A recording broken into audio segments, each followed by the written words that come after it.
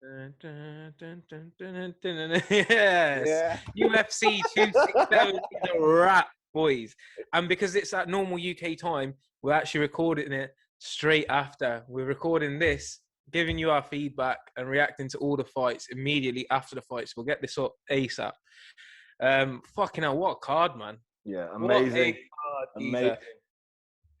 We're just going to dive straight into it because there's not really much else to talk about other than these fights. So we're going to go into the first fight, light heavyweights, opening up the card. We've had Ankalaev and Volkan opening up the card, and that was went to a decision, but it was a clear-cut victory for Ankalaev.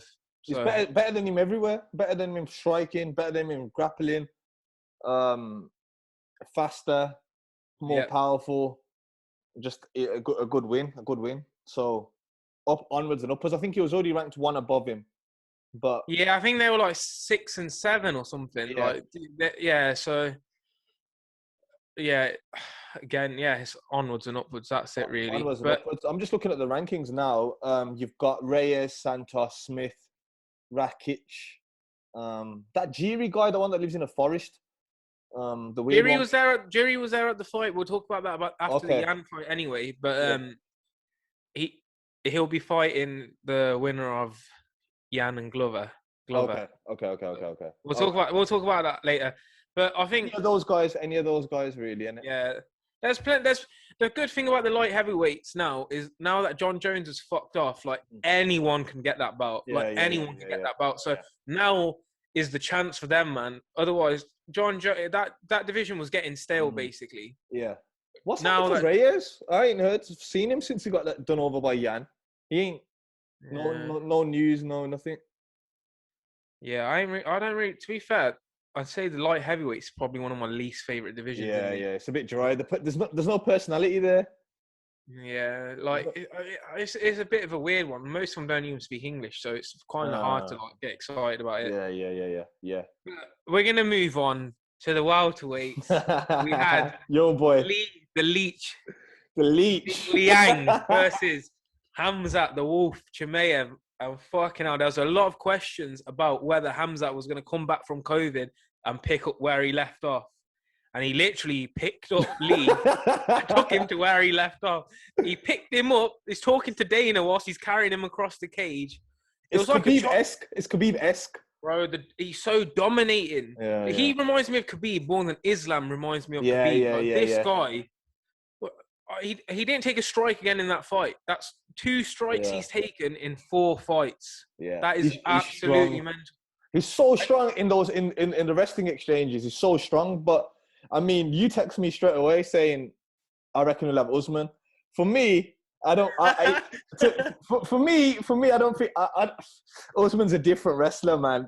I don't think he's gonna run through him as easy as that. He's a D2 scrub. He's a D2 scrub. Colby should have shot on him then. He needs to shoot on him. We'll see next week. See next week. Yeah. But what I was gonna say was, I want to see. Sorry, I just want to say I want to see him against the top 5 now. The top 5 is stacked. I want to see him against anyone in that top 5. But brilliant performance. Go for it. But I think with Hamzat as well, he's progressed very naturally. Like he had the first 2 opponents unranked. Then he had Gerald Meerschaert, who's been in the top 20 before. And now he's progressed. So he fought an 11th ranked fighter in the division. Now I think he has to get maybe a Neil Magny or someone along those lines. Yeah. And let's get him in there. If he wins enough, I think if he wins 1 fight in the top 5, he could go for the belt, man. I don't see what stop. If he dominates a top 5 fighter like that, me, that division's done. Yeah, I'm telling you, man. Because his striking is mad. We haven't even got a chance to see his striking again since that obviously 1-punch knockout. But I just think this guy, he will 100% hit. I'm saying this now. I'm on the hype train, whatever. He will be welterweight champion one day, 100%. You don't want to put a time limit on there. You're saying one day. You backed out of that one. The UFC, that division is quite stacked in the top 5, so I don't know. I don't know. Nah, because you don't know how We'll see how it plays out, like Dana. We'll see how it plays out. But you know what? I've never seen a guy so excited to fight. The geezer's coming, he's jumping around. He's happy. Yeah, he's happy. He's not nervous. any normal man would be nervous. He's talking about killing people. He's talking about this and that. He's talking about violence all the time. Brother, I kill everybody. I kill everybody. Smash everybody. He's a fucking gangster. He's called out Nate and George saying, let's see. Yeah. Nate, I love you, but stay away. Stay away. We don't want it with him, man. No, Nate can't fight him, bro, because he's going to pick up Nate. And he'd pick Nate up and walk him back to Stockton, man. Nate's not even a 170 pounder. I know. We'll pick him up and take him home, bro. I would love to see him against Masvidal, though. It'd be a great fight. Because Masvidal's strong in there as well. He'll wrestle him again, bro. Yeah. Like Usman done to Masvidal. He'll put him on his ass. Yeah. But, yo, man, exciting times. I think, man, Neil Magny will be a very good fight. Gilbert Burns would be a very good fight. He can wrestle and he can strike. Yeah. Amazing fight. But, bro, I just think the hype's real with this guy, man. I think he's built different, man. Like, he's a psycho. Yeah. He's not right. He's not right in the head, but fucking it works for him. Yeah. But but onwards and upwards again for Hamzat. There's no stopping him. COVID doesn't look like it's affecting him. Obviously, we didn't see him go 5 rounds, or even 3 rounds. But if he gets people out like that, who cares? Yeah, I don't think anyone can go 5 rounds with him. Anyway. We'll see. Moving on. Let's go. We've got Alexander Volkov coming off the loss against Cyril Gane, and he was fighting against Tybura. Tybura, is that how you pronounce it? Tybura? Mate, something like that. Mate, it's dead fight. To me, I was fucking bored. It wasn't the best of fights, to be honest. It was slow and sluggish for me. It was just like 2 tired guys throwing a little bit here and there. I feel like that kind of stopped the excitement of the card after the Hamzat finished. It kind of brought everyone back down before like the Islam fight. But there wasn't really much in that. Like Volkov's weird because he's a very, very big dude. Like he's very tall. Yeah. He's quite rangy, but he didn't have the power to knock him out. Tybura kept shooting for takedowns and he wasn't getting them. I think he had like 10 failed takedown attempts in that fight. Yeah. So that was fucking pointless. He was just wasting his own energy. They both seemed gassed after like the second round as well. Yeah. It seemed like they were struggling. No aggression from what's his name? What's his name? Volkov, yeah. No aggression. No, he'd throw a little bit, then back off. It just looked like he's tired. Both, like you're saying, both tired, both sluggish. The thing as well with that is they're very high-ranked heavyweights, which is concerning because I think it kind of shows you after you go fucking Francis, Cyril Gane, and Stipe, there's a big fucking gap there, man. Yeah. There's a big, big gap. 100%. I would like to see someone like Volkov get paired up against someone like Tom Aspinall or something like a man. I think that would be a good fight. Just to kind of see what level Tom Aspinall's at. But I think these hungrier heavyweights, man, they need to be progressed faster because some of these heavyweights in that like after the top 3 are a bit stale now, man. You've got Curtis Blades, obviously good at takedowns, etc. But Volkov was, he didn't really show much today, man. But even like Derek Lewis is ranked number 3, man. I'm sorry if Aspinall went against him, just put pressure on him and just make him tired. And I think he'll get, leapfrog him really. But I know Aspinall, what I've seen of him and heard of him is that he wants to progress slowly up the ladder, which is fair enough as well. He's still young as well. He's seen what's happened with Darren Till before when he got rushed as well at welterweight. So fair play to him. I think we can move on from those heavyweights. This was a fight that I think people were probably most excited about on the card. Yeah. And depending on who you were backing, it might have or might not have lived up to your expectations. So we had Islam Makashev versus Dan Hooker in the lightweights. And it was Islam's 5th ranked, and I think Dan Hooker's like 6th ranked or something. So both really high-ranked guys in a very, very stacked division. And I think this was basically the one where people wanted to see whether Islam is the real deal. He's going up against someone like Dan Hooker, who's a well-rounded MMA fighter. He's been in wars. He's shown that he can finish opponents as well. And I think people wanted to see whether Islam actually had that dominance that Khabib had early on. And judging from his performance, what did you think of Islam's performance? To be honest, I was shocked, man. To be honest, we spoke about it in the show before, and we were saying that Dan Hooker's got a good chance. I was thinking of putting a bet on him. I know you put a little accumulator with him winning on there. I lost my accumulator because of Dan. Yeah.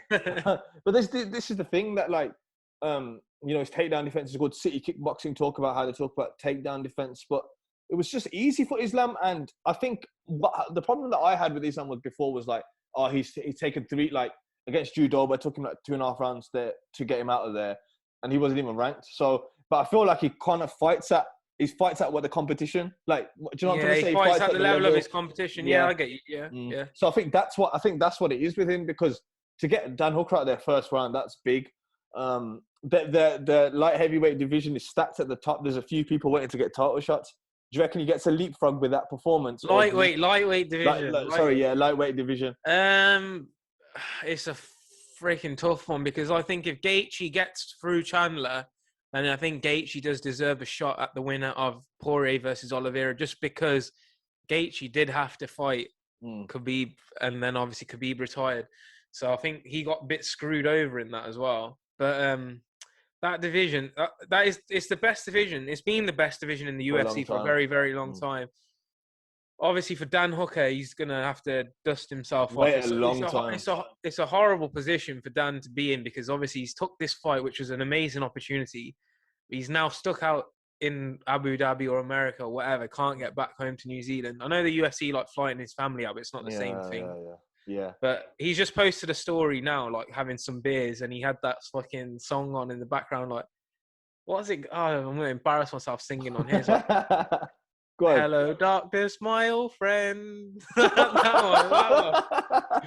He's just sitting there depressed with his coaches, having some fucking beers. But Dan Hooker's a top guy anyway. Like, he's always game to fight. So I think for Dan Hooker, man, if Tony Ferguson's not picking up the phone for Islam, give Tony Ferguson to Dan Hooker. For Nate. You said Islam? Yeah, but I don't think Nate's going to fight at 155, man. Oh, yeah, that's right. But they were saying, I don't know, I think Tony would have gone up to fight Nate, but yeah, but Nate tweeted he only fights top 4s, man. He tweeted that today. Tony's lost 4 on the bounce. He's not going to fight him if he's only fighting top 4s. So this is what I'm thinking here. I think if Gaethje wins, I think Islam beats Gaethje, just because of how Khabib dominated Gaethje on the ground, did what he wants with him, and I think Islam can get him down over a 5-rounder and do. Yeah, but can he take those kicks, and can he take the punches that Khabib took? But I think Chandler's a great wrestler. From what I know, I haven't seen too much of it in the UFC, but he's got a lot of credentials, and he's strong. He's powerful in the wrestling. So can Islam just dominate Chandler in the wrestling? I don't know. I think that'd be a great fight. Islam versus Chandler would be. I'm going to throw in a little curveball here, because you're forgetting about the 4th ranked lightweight in that division. Dariush. Who's also a very good wrestler. Dariush is a very good wrestler, and he's a big guy. I think that would be a very interesting matchup. It might not be the best as a fan to watch. Yeah. But I think that will then say what level his wrestling's at, because Dariush's wrestling was very good against Tony as well. He's fucking manhandled him, chucked him about. Yeah. But that division is very, very interesting, man. There's a lot of fights. I don't think Islam gets a title shot as his next fight, and I don't think he deserves to. Obviously, that was an incredible finish, but I think he needs one more fight in that top 5 to really. Dariush is perfect, man. Dariush is waiting for a fight. He's He's waiting for a fight, and then I think that's a good fight, man. Yeah, let's make that 100%. Fight. Let's make that fight. I sent Islam the contract. No, any more thoughts on that fight? Any more? Nah. I think fair play to Islam, man. It's surprising me, and I think it surprised a lot of people. The hype's real. The hype's definitely real. The hype is definitely real. And his boy got in the cage, celebrated after. The guy who's come to here. He stole the show, hasn't he? Hasbullah. Wait, we'll bring him up now. Should we bring him up now, later? Nah, we'll bring him up now so we can play him in this clip, man. Okay, Hasbullah, fucking hell, that guy all over social media. He stole the show, talking to Dana White, punching DC in the face. Did you see that clip? No, I haven't seen that one. Yeah, DC's like talking to him, like hugging him, and he just goes, punches him in the face. He was headbutting with Khabib when he picked him up. Did you see that in the cage? They're both headbutting each other back and forth. Amazing. And then, if you guys haven't seen it already as well, if you go on Twitter, I might stick in the clip if I've got time. We're gonna have to. But Abdu Razik the guy that was in that little face, or where it all started, where the whole like Hasbulla thing started. They basically like scrapping, like trying to scrap each other at the end because they were both in the arena. And Hasbulla gave him a little kick, boom, and then he just got out of there quick time, like evaded him. It was like kind of like piece in the soda. yeah. He gave him a 3-piece and a Hasbulla, and then he fucking glided out of there. Mate, he had a front row seat. I kept seeing him just behind cage. It wasn't even a front row seat. It was a director seat. Yeah, it was like where Dana sits, man. It was mental, bro. Yeah. It was amazing. Like they had him in a high chair, and like every time there was a fight, I was just like looking out for him in the fucking like on the outside of the cage. But yeah, amazing. What a guy! He's legend. Let's go. We'll move on anyway. Yeah. We'll go on to the co-main and the main event. The co-main for a lot of people was the main event. Like we were very spoiled. We were spoiled with this fight. Like it was a proper high-level striking exhibition. It was fucking amazing. We had Corey Sandhagen, who's just coming off a tough fight with TJ Dillashaw. TJ is obviously injured, so he's come in to replace Aljamain Sterling. And we had Peter Yan, both of them fighting for the interim title because Sterling doesn't seem to want to fight Peter Yan. But amazing fight, man.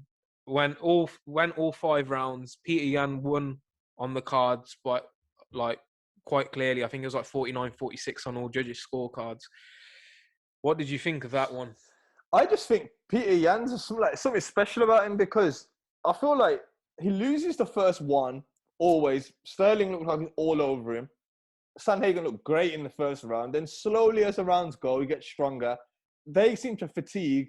The commentary saying what he does is he gets reads on them and starts to counter them and push forward. But I think it's pressure as well as getting the reads and countering.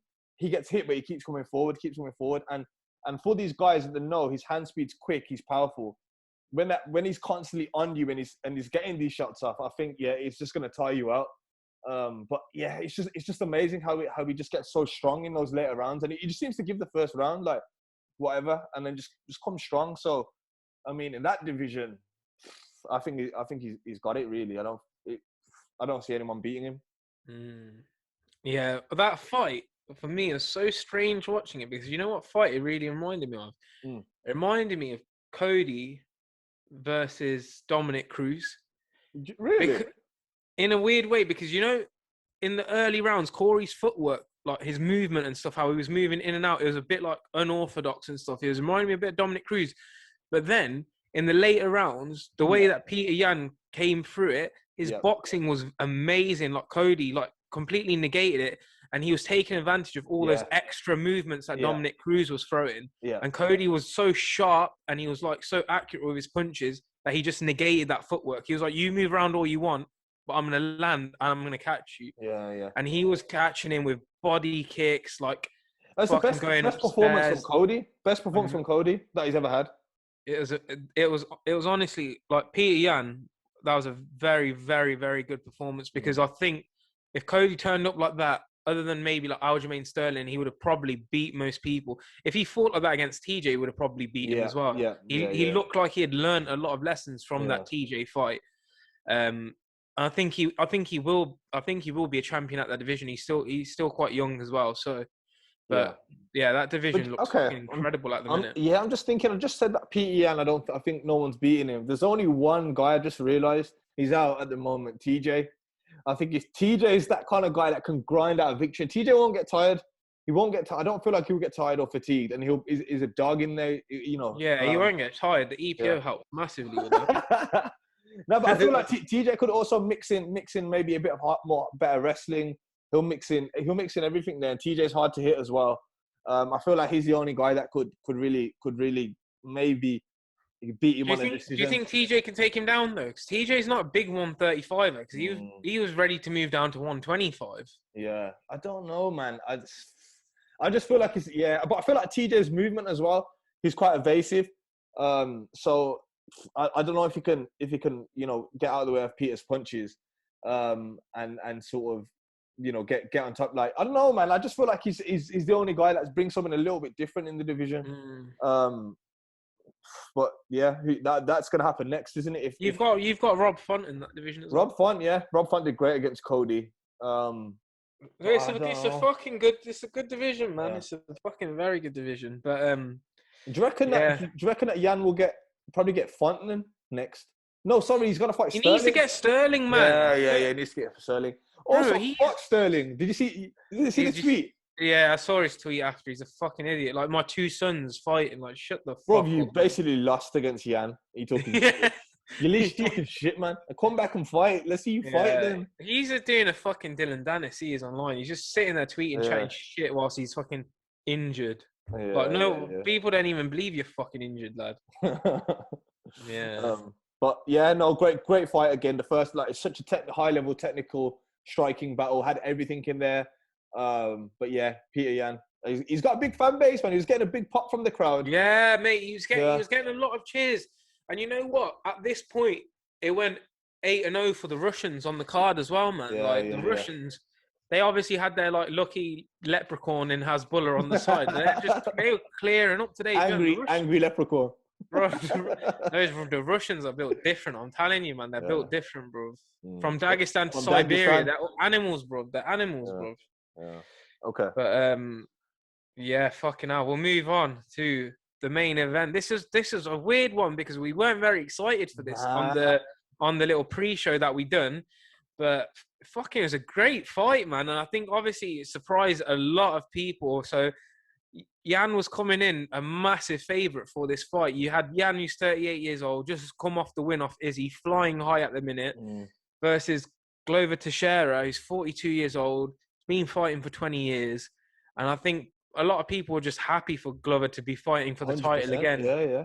But fucking hell, what a performance, It's inspirational, really. Mate, it is. Like, him and DC, when they're talking in the cage at the end, like, it was just mental. Like, obviously, DC won the bout at 38, and he's, like, defended it till 40 and stuff, whatever, with the whole double champ stuff. And this guy comes in, second oldest UFC title holder. Who's the oldest? I was thinking that. Who are they talking about? Yeah, I don't know, you know. I'll have a look, but you break down the fight in the meanwhile. So I'll just break it down. So first round, a few exchanges, and then Glover got fuck, I'm getting a mic. I feel like I have so much pressure on me now because you've gone up. Glover took, I'm still here. Glover took Yan down. You know, I can't remember the fight, man. Right. You need to help me. I'll go over it. Randy Couture was the oldest ever UFC champion. He was 45 years old. So basically, first round, they come out and, like, we're all thinking, stand up. And then Glover takes him down, and the majority of this was early on, it was within the first minute, he's, like, keeping him down. He's doing, like, a tripod thing where he's, like, digging his head into him. That's not the correct term. The correct term is probably something else. He's like digging his head into him, and then he's like leveraging himself up with his 2 feet, like his 2 legs behind him, and he's just putting the pressure, making it rough, like grabbing his face, like out, trying to like get some elbows in and stuff. First round finishes. Jan goes to him, 1-0. All right, cool. They get up. Second round, and we're thinking Jan's gonna fucking put it on him now because he predicted a second round knockout for this fight, and then Glover catches him with a beautiful left hook, and it wobbles Jan. Like, his legs start kind of going at that point, and then Glover shoots for a takedown. And once he's got your back and you've let him straight, like let him flatten you out, you're done, mate. The rear naked chokehold was probably in for about a second, and he just tapped because he knew. But I think he knew. What can he do? Glover's heavy on top, and I feel like, you know, these older guys, like say like Meyer as well. He fought till he was older. I think he's still fighting, but I feel like if their jiu-jitsu and grappling is good enough, you can go for a very long time, because I feel like that's the last skill, because it's very technical and it's not probably as reliant on speed and power as like boxing and stuff. So I feel like if your jiu-jitsu is like amazing and stuff like that, you've got a chance at in like wrestling, like DC, more the grappling heavy attacks. If you're a specialist in them, you can go a little bit later in the career. What do you reckon of that? Yeah, no. I think you've got it spot on there. With those more technical aspects, I think you can get away with it because you don't need to be so quick on the ground. If anything, if you're older and you're quite poor on the ground, then you don't have the explosiveness to get up off the ground. Yeah. But once you've got on top of him, and Glover looked quite big in there, man. He looked 100%. Fucking big, like. And he, as soon as he was on his back and he flattened his legs out, I just thought he's done here. You can't get up. Like, if you listen in at the time, the commentary goes quiet for like a couple of seconds when he's like flattened his back out, and I was like, he's done this. And then as soon as he like tapped him out, it was a weird feeling, like, because I was just not, I wasn't expecting it at all. Yeah, like, surprise everyone. I think a lot of people were just in shock, and that's what I'm talking about. In that division, anyone can win that belt. Yeah. And he's going to now fight Jiri, who Jiri made weight as well for this. He was the backup. Oh, okay. Yeah. He made weight. He was in the crowd as well. So obviously, I think you kind of turned it off by that point. But he goes that he's got Jiri next as his next fight, and he's a fucking animal as well. Like, that division, I think that belt's going to move around a lot within these next 2 years. Doesn't he live in the forest or some shit like that? And he's just like some fucking he's got some mad trim and that as well, like shaved sides and like a fucking ponytail. There's like an internet router or something on his head. Satellite dish. He looks like a mad guy, to be fair, but that division is crazy, man. Like, that belt's going to move around a lot within 205, I think, unless John Jones goes heavyweight, but then I can't see him being able to come back down, because he's talking about fucking 300 pounds and shit. Psycho. He needs to stop beating women first before he can come back and beat fighters. So. Keep it moving, as they say. That's it. We've wrapped up UFC 267. Yeah. We've got 268 already next week. We're being spoiled. Is that next week? Yeah, I think it is. We're gonna have to do one midweek then. That's a big card. That's a massive card again, man. Yeah. But if you guys are enjoying the content at the minute, we're trying to get it out as much as possible. We really appreciate you dropping a like on this video, commenting below what your thoughts were of UFC 267, and we will keep the content coming. Also follow us over on Instagram at championship_rounds_official, where Sam drops news on the daily.